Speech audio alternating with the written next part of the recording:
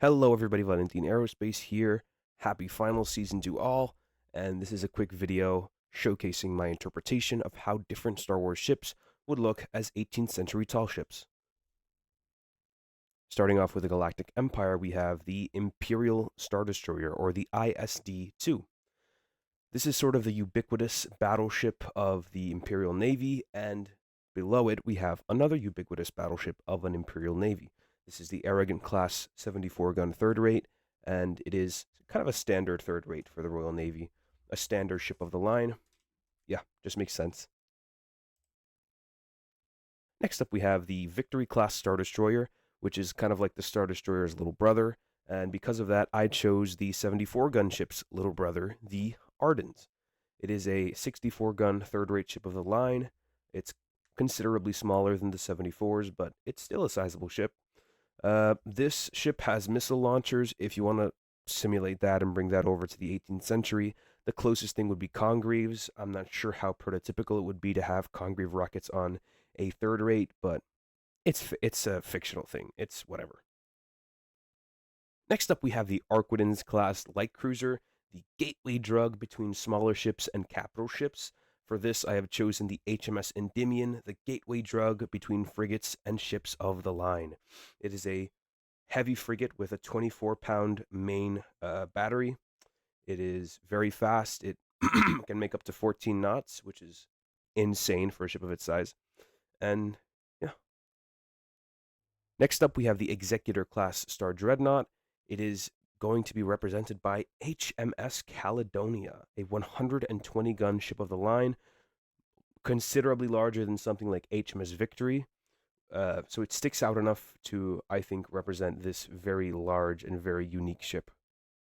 Next up, we have as our Death Star battle station, our fortress-destroying weapon, the Duke of Kent, which I hypothesize would not have been a very good ship of the line, because if you just look at how tall it is, it's not likely that it would have had excellent sailing qualities, suffering probably from similar issues as the Santísima Trinidad of the Spanish Navy, which had horrible, horrible sailing qualities. At any rate, I think that it would be cool to have this in this sort of Star Wars universe, be the super weapon that does coastal bombardment and destroys fortresses and stuff. It would also be interesting to see like a team of rebels of inferior force try to destroy it and succeed. That wraps up the Imperial Navy. Next, we have the Rebel Alliance. And starting off, we have the smallest of the bunch, the Millennium Falcon, which is a YT 1300 Corellian freighter. I chose to represent it with another merchant turned privateer, sort of pirate ship fighting against the big bad, which is the Prince de Neuchâtel, an American privateer, a gaff-rigged schooner, very fast. The Millennium Falcon is very fast. They are small compared to the big ships and pretty large compared to the small ships. It just makes sense. For the Nebulon B Frigot, I have chosen the Mahonesa, which is a sort of run-of-the-mill, middle ground, 40-something gun frigate. Not much to say. They're both kind of just normal vessels. The GR-75 transport ship is the famous vulnerable sort of egg that just gets destroyed by the Imperials because it has no defensive or offensive weaponry. It has no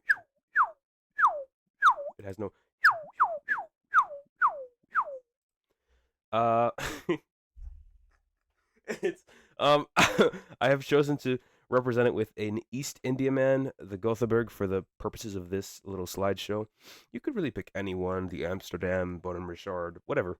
It would not have functional guns. It might make sense to have some false gun ports, but it would not have any actual offensive weaponry. Maybe some swivel guns. But besides that, nothing. Next up, we have the Hammerhead Corvettes, which was of pretty impressive speed and durability. So I have chosen the Spanish Santa Leocadia, a frigate that is pretty fast. You know, I thought it would kind of represent this ship's impressive flying speed. I think it's 12 or 13 knots, which is pretty fast. For the CR-95 Corellian Corvette, the class of the Tantive V4, I have chosen Malaspina's Atrevida.